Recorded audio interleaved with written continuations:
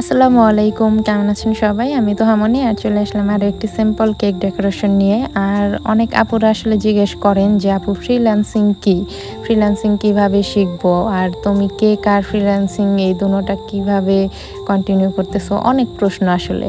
যার জন্য ভাবলাম কিছু গুরুত্বপূর্ণ ইনফরমেশন দেই, আশা করি আপুদের কাজে লাগবে। এখানে ফ্রিল্যান্সিং বলতে আসলে বোঝায় এটাকে মুক্ত পেশা। মুক্ত পেশা বলতে কি যে কাজ আমার যখন ইচ্ছা, আমার ইচ্ছে মতন আমি করব, আমার মন চাইলে করব, আমার মন চাইলো না আমি আজকে রেস্ট নিব, কাজ করব না। আমার কারো অধীনে থেকে কারো কথা শুনে আমাদের কাজ করতে হয় না এখানে। এটাকেই মূলত ফ্রিল্যান্সিং বলে। যদি এইখান থেকে আমি বলি যে একজন রিক্সাওয়ালাও কিন্তু একজন ফ্রিল্যান্সার।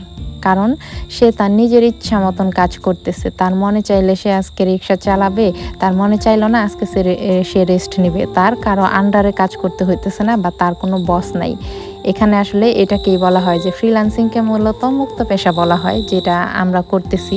আমাদের কাজ করতে মন চাইতেছে করতেছি, আমাদের মন চাইলো না আমরা কাজ করলাম না, কাজ নিতে মন চাইলে নিলাম, না মন চাইলে নিলাম না। এটা আসলে নিজের উপরেই হয়, যে এটা অন্য কেউ চাপ দিয়ে করাবে এরকম কিছু না। এখন ফ্রিল্যান্সিং সেক্টরে আমরা আসলে কম্পিউটারের মাধ্যমে যে কাজগুলো, আসলে এটা একটা সেক্টর না, এখানে হাজারো কাজ আছে, হাজারো সেক্টর আছে।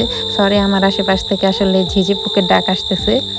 আর এখানে হচ্ছে অনেক সেক্টর আসে। এখন যার যেটা পছন্দ সে সেই সেক্টরে কাজ করে। যেমন আমার কাজ কি, আমি মূলত হচ্ছে ফেসবুক পেজের যাবতীয় setting setup, page SEO, plus হচ্ছে আমি একজন ডিজিটাল মার্কেটার, আর এর সাথে হচ্ছে একজন ছোটোখাটো কন্টেন্ট ক্রিয়েটর। এগুলো হচ্ছে আমার কাজেরই। আর এর পাশাপাশি হচ্ছে গ্রাফিক্স ডিজাইন, এটার কাজও আমি করি। কিন্তু টোটালি এটা যার যার পছন্দ মতন। আমি যেগুলো করি আপনাদেরও যে সবগুলো করতে হবে এরকম না। এখানে বিষয়টা হচ্ছে আপনার আর্ট নিয়ে আসলে আইডিয়া আছে, ভালো পেন্টিং করতে পারেন, আপনার জন্য গ্রাফিক্স ডিজাইন এটা ভালো হবে। কারণ ডিজাইন করতে গেলে কালারের এটা আপনি বোঝেন। তারপর হচ্ছে আপনি মার্কেটিং ভালো পারেন, আপনি ডিজিটাল মার্কেটিংয়ের মধ্যে আসতে পারেন। যার যেই দিক দিয়ে আসলে পারদর্শিতা বেশি সে সেই দিক দিয়ে এগোতে পারেন। আপনি ভালো এডিটিং করতে পারেন, আপনি এডিট নিয়ে ফ্রিল্যান্সিং সেক্টরে কাজ করেন। হাজারো সেক্টর আছে, আপনারা যার যেটা ভালো লাগে সেইটা নিয়ে অবশ্যই পরিশ্রম করতে হবে। আমি কিন্তু এই কাজগুলো শেখার জন্য 2 বছর সময় দিছি। 2 বছর সময় দিয়ে আমি কাজ শিখে তারপর এখন আমি কাজ করতেছি।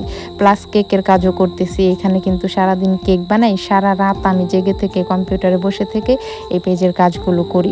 প্রচুর পরিশ্রম করতে হয় আর ধৈর্যের কাজ। যারা এই লাইনে আসতে চান, এখানে আসলে একটা ব্রাইট ফিউচার আছে, এটা সত্য। কিন্তু তার জন্য প্রথমে আপনাকে ধৈর্য ধরে অনেক কাজ করতে হবে, পরিশ্রম করতে হবে।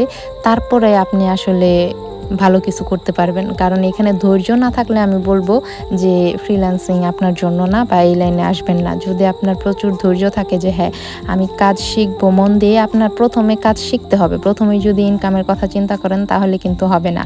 এখানে আপনার পুরোপুরি কাজটা শিখে তারপর হচ্ছে আপনি কাজে নামবেন।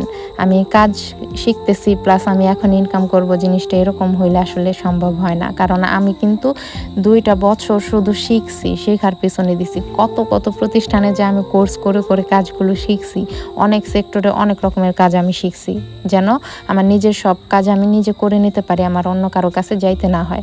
আর এর থেকে আলহামদুলিল্লাহ আমার এই ফ্রিল্যান্সিংয়ের জার্নি শুরু।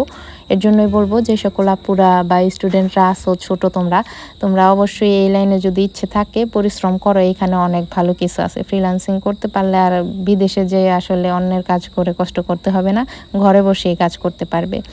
আর আশা করি ইনফরমেশনগুলো সবার ভালো লাগছে। আর যারা ফেসবুক পেজের কাজ করাতে চান তারা হোয়াটসঅ্যাপে নক দেবেন, ফার্স্ট কমেন্টে আমি নাম্বার দিয়ে রাখবো। আর সরি, আমার রিপ্লাই করতে অনেক লেট হয়, তার জন্য আমি ক্ষমা চাইতেছি। আসলে এত কাজ করে আমি আসলে আমার ইচ্ছে হয় সবাইকে আমি সাথে সাথে রিপ্লাই দিই, কিন্তু সময় সুযোগ হয়ে ওঠে না, যার জন্য লেট হয়, তার জন্য সরি।